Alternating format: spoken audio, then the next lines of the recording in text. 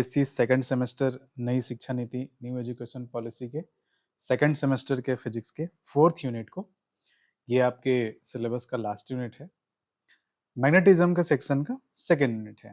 तो उसमें previous classes में हम लोगों ने बहुत ही इम्पोर्टेंट जो इसका फाउंडेशन है इलेक्ट्रोमैग्नेटिक इंडक्शन का, Faraday law of electromagnetic induction के बारे में अच्छे से पढ़ाई किया था। लेंज का लॉ क्या कहता है उसके बारे में हमने जाना था। प्रेरित विद्युत वाहक बल किस तरह से प्रोड्यूस होता है उसके बारे में हमने समझा था। आज हम अपने सिलेबस में आगे बढ़ते हुए हमारे स्वप्रेरकत्व और अन्योन्य प्रेरकत्व के बारे में स्टडी करेंगे वन बाय वन। तो सिलेबस के बारे में पहले लेक्चर में हम लोगों ने इंट्रोडक्शन वाले लेक्चर पे आपके सिलेबस को वर्ड टू वर्ड लिखा है। आप वो वाला वीडियो जरूर जाके देखें और आपको अपने सिलेबस के साथ स्ट्रिक्ट रहना है। ये नोट्स आपके सिलेबस को ही टारगेट करते हुए बनाया गया है। यूनिट के कंप्लीट होने के बाद पूरे यूनिट का कंबाइंड मटेरियल आपको व्हाट्सएप चैनल पे डाउनलोड लिंक के माध्यम से मिल जाएगा। ठीक, तो आगे अब हम लोग अपने टॉपिक्स को लेते हुए आगे बढ़ते हैं। हमें अब पढ़ाई करनी है हमारे सिलेबस में जो है स्वप्रेरण और अन्योन्य प्रेरण के बारे में, जिसे इंग्लिश में हम लोग कहते हैं सेल्फ इंडक्शन और म्यूचुअल इंडक्शन। तो आप जब भी ये दोनों परिघटनाओं को, विद्युत चुंबकीय प्रेरण से संबंधित इन परिघटनाओं को जब स्टडी करेंगे तो उससे रिलेटेड क्या क्या चीज आएगा, बेसिकली जो एग्जाम को टारगेट करते हुए हमें समझना है, जानना है वो चीज। एक तो परिभाषा के तौर पे आपको स्वप्रेरकत्व क्या है उसके बेस पे ऑब्जेक्टिव क्वेश्चन या खाली स्थान की पूर्ति करने वाला या सही जोड़ी मिलाने वाली चीजें इसके परिभाषा के आधार पे आपको पूछा जा सकता है, जिसमें इसके मात्रक वगैरह ये सब चीज आ सकते हैं। दूसरा, स्वप्रेरण के साथ उसका अमाउंट जो डिफाइन करता है उसको बोलते हैं इंडक्टेंस, इसको बोलते हैं इंडक्शन स्वप्रेरण, और उसको बोलेंगे स्वप्रेरकत्व, स्वप्रेरकत्व या इंडक्टेंस। तो उस गुणांक के बारे में परिभाषा निकालना, उसका यूनिट पता लगाना, वो एक टॉपिक आ जाता है।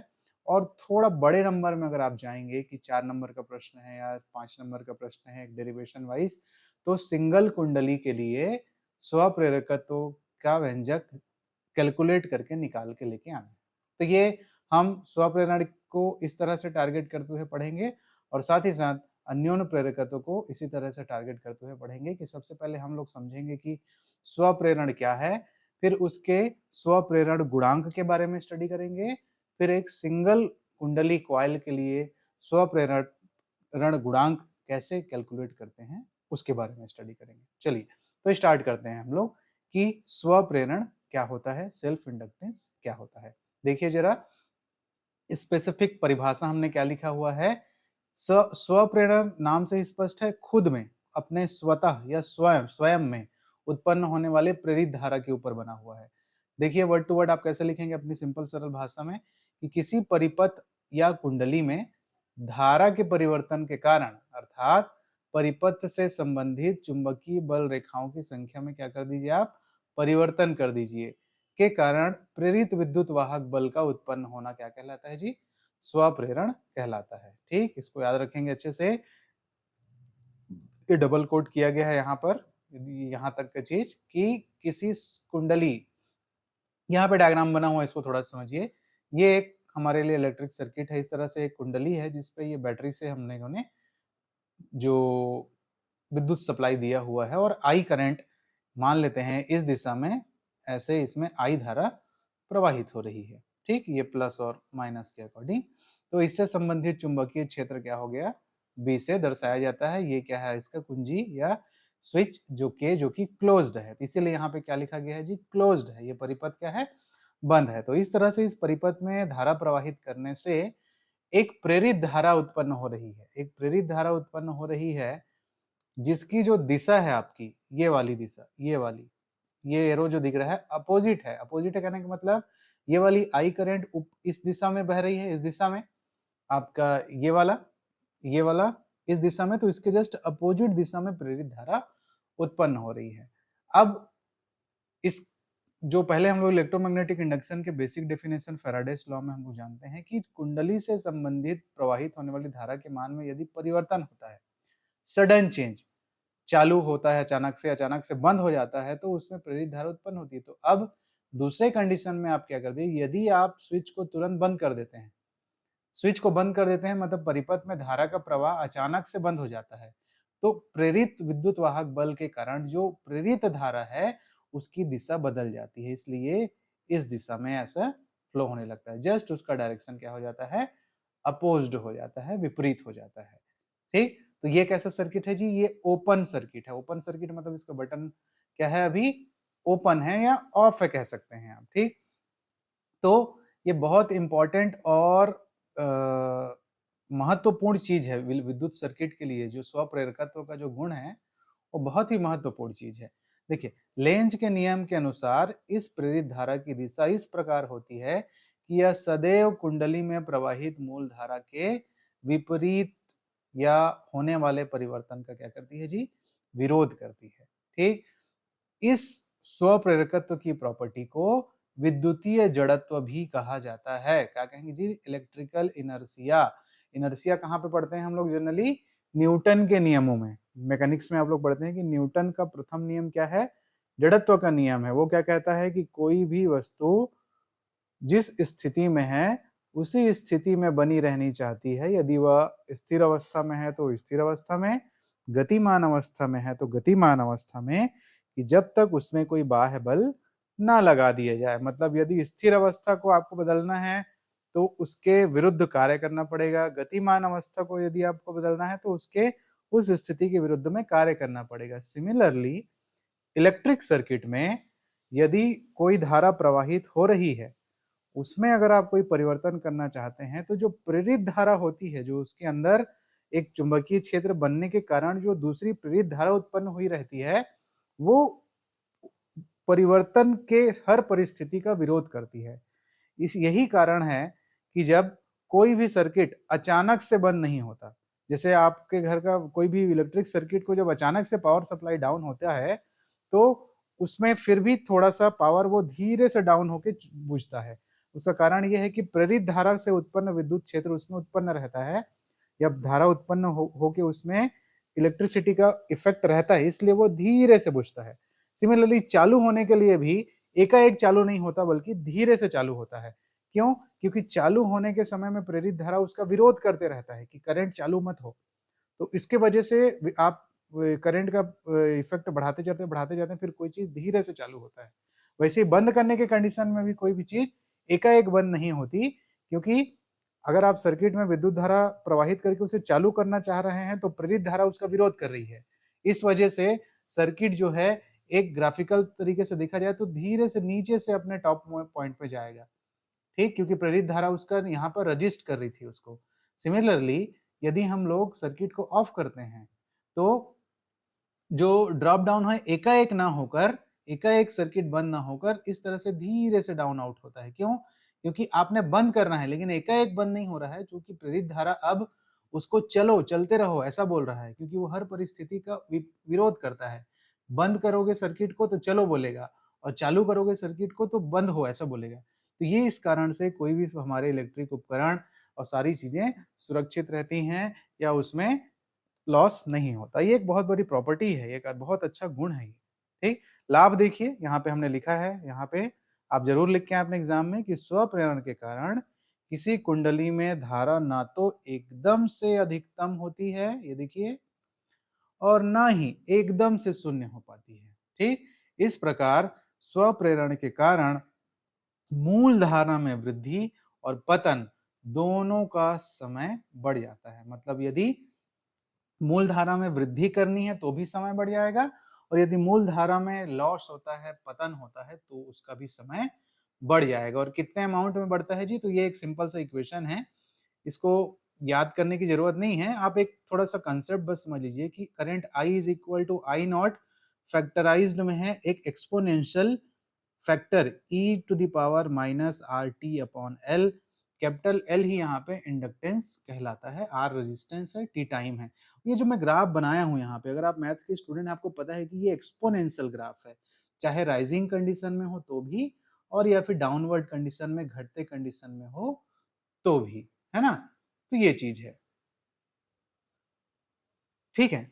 चलिए अब आगे हम लोग आते हैं कि अब थियोरेटिकली तो आप समझ लिए कि स्वप्रेरण होता क्या है। अब फिजिक्स में तो हमको उसको एक टर्म्स में डिफाइन करना पड़ेगा, उस पे आते हैं और उसको क्या कहा जाता है, उसको उसके बारे में चर्चा करते हैं। तो अब हम स्टडी कर रहे हैं हमारे इस नेक्स्ट स्लाइड में स्वप्रेरकत्व गुणांक क्या होता है, ठीक। सेल्फ इंडक्टेंस कोफिशिएंट क्या होता है, कोफिशिएंट ऑफ सेल्फ इंडक्टेंस, जिसको कैपिटल एल से दर्शाया जाता है, तो इसके बारे में हम बात करेंगे। तो माना एक कुंडली में, ये वाला जो कुंडली में है, जिस अगर इसमें आप आई धारा प्रवाहित कर रहे हैं तो इसमें एक चुंबकीय क्षेत्र उत्पन्न होगा जी, और चुंबकीय क्षेत्र से संबंधित क्या होता है, एक चुंबकीय फ्लक्स होता है फाई। तब धारा के मान में परिवर्तन करने से हमारे फ्लक्स में भी परिवर्तन होगा। इसका मतलब है कि जो चुंबकीय फ्लक्स है वो धारा के समानुपाती है। जैसे जैसे धारा में परिवर्तन होगा वैसे वैसे चुंबकीय फ्लक्स के मान में भी परिवर्तन होगा। इस समानुपाती के चिन्ह को हटाने के लिए हम यहाँ पे कैपिटल एल एक नियतांक का यूज करते हैं। यही समानुपातिक नियतांक जो है कुंडली का स्वप्रेरण गुणांक या स्वप्रेरकत्व कहलाता है, ठीक। तो ये इक्वेशन जो phi is equal to L T आता है, वो अगर आप इस इक्वेशन का दोनों पक्षों में टाइम के रिस्पेक्ट में डिफरेंशिएशन करते हैं, अवकलन करते हैं, तो ये मिलेगा आपको। इसी इक्वेशन को हमने टाइम के रिस्पेक्ट में डिफरेंशिएट किया है, तो D phi upon D T is equal to L D I upon D T. और चूंकि हम लोग फैराडे के इलेक्ट्रोमैग्नेटिक इंडक्शन के नियम से जानते हैं कि जो प्रेरित विद्युत वाहक बल होता है वो minus D phi upon D T होता है, फ्लक्स में परिवर्तन का विरोध करता है प्रेरित विद्युत वाहक बल माइनस साइन के साथ। तो जब इस कंसेप्ट को यहाँ पुट करेंगे तो आपको क्या मिलेगा जी, कि प्रेरित विद्युत वाहक बल का मान इंडक्टेंस के टर्म में minus L D I upon D T, और D I upon D T को क्या कहेंगे, धारा में परिवर्तन की दर। हिंदी में डी बाई डी टी कहने का मतलब है धारा में परिवर्तन की दर। तो D I by D T यदि एक है तो ई बराबर क्वांटिटी फॉर्म में, माइनस साइन यहाँ सिर्फ डायरेक्शन को बता रहा है, क्वांटिटी के रूप में आपका इलेक्ट्रोमोटिव फोर्स ई क्या होगा, आपके इंडक्टेंस के बराबर होगा या स्वप्रेरकत्व गुणांक के बराबर होगा। तो इस समानुपातिक नियतांक को स्वप्रेरकत्व गुणांक कहते हैं, और इसका मात्रक क्या होता है, ऐसा ही मात्रक जी हेनरी। ऑब्जेक्टिव क्वेश्चन में या फिल इन द ब्लैंक्स में या सही जोड़ी वाले में कहीं पे आपसे सिंपल पूछ सकता है कि स्वप्रेरकत्व का मात्रक क्या है, तो वहां पे ध्यान रखेंगे, ठीक। अब यदि यहाँ पे D I upon D T 1 है तो क्या एक डेफिनेशन बनता है जी, यदि किसी कुंडली में धारा परिवर्तन की दर मतलब डी आई बटे डी टी 1 एम्पियर प्रति सेकंड है, ठीक, 1 एम्पियर प्रति सेकंड है, तब उसमें उत्पन्न विद्युत वाहक बल मतलब ई है ना 1 वोल्ट हो। विद्युत वाहक बल मतलब वोल्टेज है, 1 वोल्ट हो तो कुंडली का स्वप्रेरकत्व 1 हेनरी होता है, 1 हेनरी होता है। ये वाला इसी को डिफिनेट कर रहे हैं अपन शब्दों में, है ना। तो उस तरह से लिखा गया है। और यहाँ पर एक और बेसिक डेफिनेशन आया कि इस तरह से इज इक्वल टू एल आ गया, उसको कैसे कहेंगे जी, कि यदि किसी कुंडली का स्वप्रेरकत्व गुणांक का संख्यात्मक रूप से मान जो है उस प्रेरित विद्युत वाहक बल के बराबर होता है जो कुंडली के धारा परिवर्तन की दर एकांक होने पर, मतलब वही डी आई बटे डी टी के 1 होने पर उत्पन्न होता है। तो स्वप्रेरकत्व का जो संख्यात्मक या क्वांटिटेटिवली वैल्यू है वो धारा परिवर्तन की दर के एकांक होने पर उत्पन्न होने वाले प्रेरित विद्युत वाहक बल के बराबर होता है, इस तरह से। तो देखो थ्योरेटिकल डायग्राम दिखा दें, इल्यूजन्स दिखा दें, वो अपनी जगह है, लेकिन ये जो छोटे छोटे फॉर्मूले वगैरह आ रहे हैं ये रटने वाली चीजें नहीं है। जो हम शब्दों में आपसे बात करते हैं उन्हीं चीजों को फिजिक्स में इनके साथ, इन टर्म्स के साथ प्लस माइनस डिफरेंशिएशन इंटीग्रेशन के साथ उसको गुथा जाता है ताकि वो अपने पूरे सार को एक छोटे से एक्सप्रेशन में ग्रहण करके रख सके। तो वही चीजें हैं जो थ्योरेटिकल बात करते हैं और ऐसे ही आपको लिख के आना है। तो दो चीजें यहाँ तक हम लोगों ने समझी। पहले स्लाइड में हम लोगों ने जाना कि आखिर ये स्वप्रेरकत्व होता क्या है थ्योरेटिकल फॉर्म में, ये छोटा सा डायग्राम आपको बना के आना रहेगा अगर आता है तो। और दूसरे इस वाले सेक्शन में हमने जाना कि वो स्वप्रेरकत्व गुणांक क्या होता है ना, वो स्वप्रेरकत्व है, और यहाँ पे स्वप्रेरकत्व गुणांक के बारे में, या प्रेरकत्व स्वप्रेरण गुणांक कहेंगे, या प्रेरकत्व कहते हैं, सिर्फ प्रेरकत्व भी कहते हैं, है ना, उसके बारे में। अब एप्लीकेशन पोर्शन के अकॉर्डिंग आपको आपके एग्जाम में बड़े नंबर के क्वेश्चन में आपसे पूछा जाएगा कि एक सिंगल कुंडली के कारण उत्पन्न होने वाले स्वप्रेरकत्व गुणांक का व्यंजक ज्ञात कीजिए। उस पे मूव करता हूं मैं, ठीक है। तो चलिए आगे हम मूव कर रहे हैं इसके एप्लीकेशन जैसे पोर्शन पे, और ये लिखा है आपके सिलेबस में एज इट इज। मैं ऐसा कोई भी चीज आपके साथ डिस्कस नहीं करूंगा जो आपके सिलेबस में इंक्लूड नहीं है। और हमें अच्छे मार्क्स यदि कलेक्ट करने हैं अपने एग्जाम में, तो हमें अपने सिलेबस के साथ स्ट्रिक्ट रहना पड़ेगा, क्योंकि न्यू एजुकेशन पॉलिसी में 70 to 80% क्वेश्चन डायरेक्ट जो लिखा है वहीं से आने वाले हैं, ठीक है।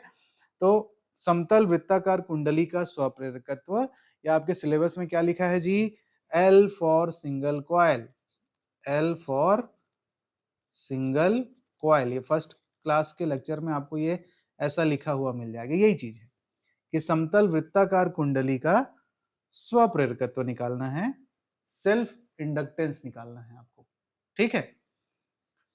चलिए एक सिंगल कुंडली के बारे में बात करेंगे।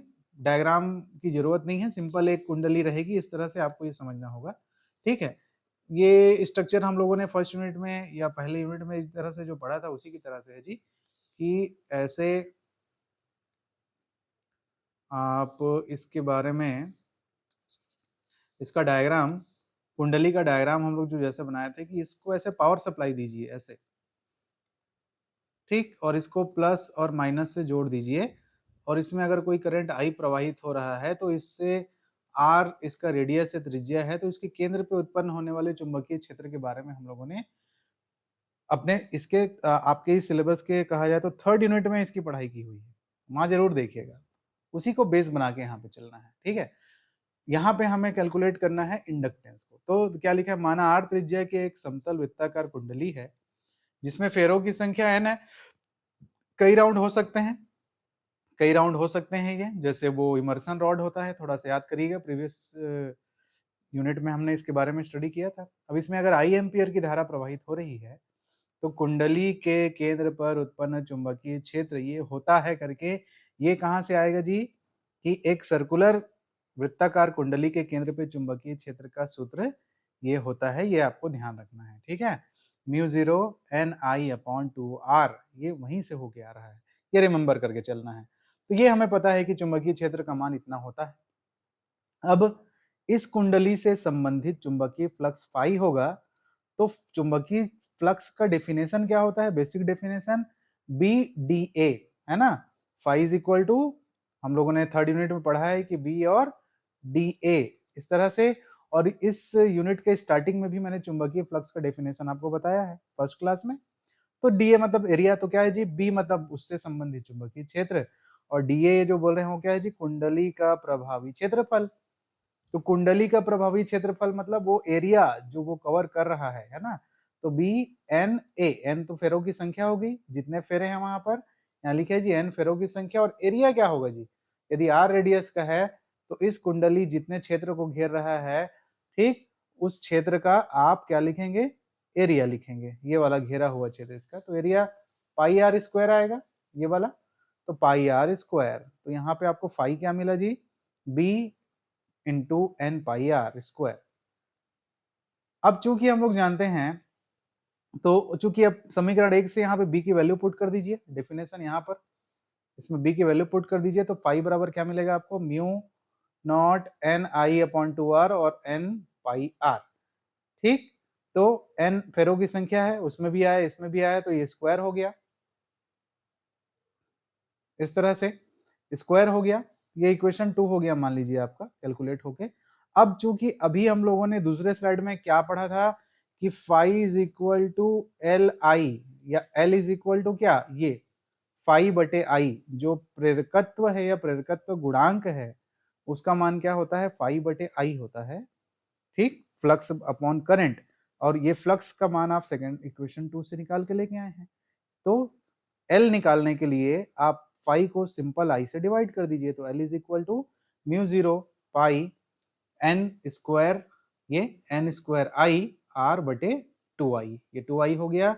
और क्या क्या कैंसिल आउट हो जाएगा जी आपका, ये i कैंसिल आउट हो जाएगा यहाँ से इस तरह से, दोनों ऊपर नीचे, तो आपको मिलने वाला है l म्यू 0 पाई n स्क्वायर r अपॉन 2।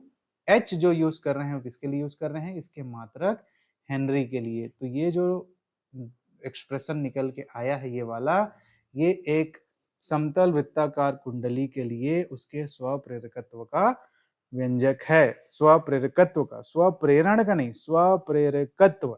स्वप्रेरण कहने का मतलब है थ्योरी, स्वप्रेरकत्व कहने का मतलब है एल, कैपिटल एल, है ना। तो पेपर में ये बड़े नंबर में आपसे पूछा जा सकता है कि समतल वृत्ताकार कुंडली के लिए स्वप्रेरण का व्यंजक ज्ञात कीजिए। तो आपको ये वाले स्लाइड का पूरा मटेरियल बना के आना है इसी तरीके से लिख के। आप चाहें तो ऐसा छोटा सा एक डायग्राम भी बना सकते हैं वहां पर, ठीक। कुंडली में फेरो, अब इस फॉर्मूले की निर्भरता भी जरूर आप लिख के आइएगा, ये एग्जाम में अच्छे मार्क्स के लिए हमको हेल्प करता है जी, कि इसके वजह से ये किस किस चीजों पर निर्भर करता है, फिजिकल मीनिंग्स क्या होता है। तो एल देखो, L is proportional to N, मतलब जितने ज्यादा फेरों की संख्या रहेगी प्रेरकत्व का मान भी उतना ज्यादा रहेगा। तो इसलिए लिखा गया है कि कुंडली में फेरों की संख्या एन पर। दूसरा, कुंडली की त्रिज्या आर पर, तो आर से क्या है, डायरेक्ट रिलेशन है, L is proportional to R. जितना बड़ा कुंडली रहेगा उसका रेडियस जितना बड़ा रहेगा उतना ज्यादा इंडक्टेंस प्रोड्यूस होगा।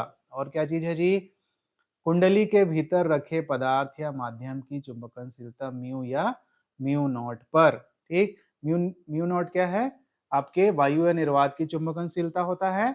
और यदि इस कुंडली के बीच में किसी प्रकार का कोई माध्यम भरा हुआ है तो उसकी चुंबकनशीलता म्यू हो जाएगी। इस एक्सप्रेशन में म्यू भी आके जुड़ जाएगा, ठीक। कि आप अपने एक्सप्रेशन को L is equal to mu not mu N square R upon 2 इस तरह से डिफाइन करेंगे।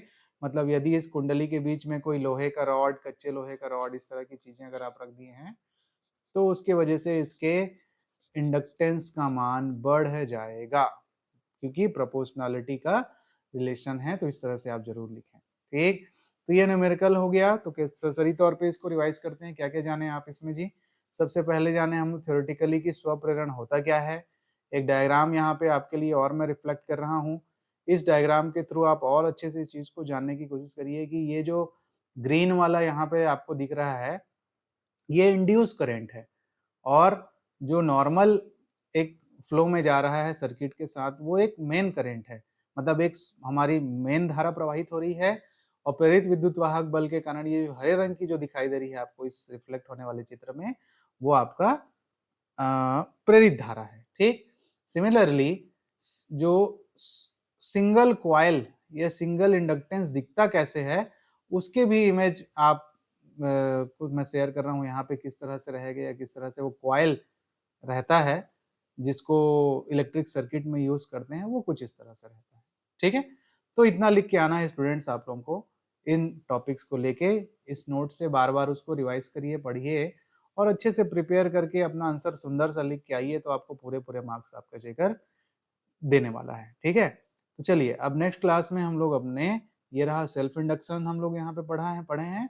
नेक्स्ट लेक्चर में हम लोग अपना म्यूचुअल इंडक्शन के बारे में इसी तरीके से पढ़ेंगे। पहले हम लोग जानेंगे कि थ्योरेटिकल वो चीज क्या है, फिर हम लोग जानेंगे कि अन्योन्य प्रेरकत्व गुणांक क्या होता है, और फिर हम लोग एक मैथमेटिकल जो हमारे सिलेबस में लिखा है कि अन्योन्य प्रेरकत्व दो ठो कॉइल के पेयर के लिए, तो दो कॉइल के पेयर के लिए क्या होगा उसको कैलकुलेट करेंगे, ठीक है। चलिए, तो आगे मिलते हैं हम लोग अपने नेक्स्ट क्लास में। Okay, thank you.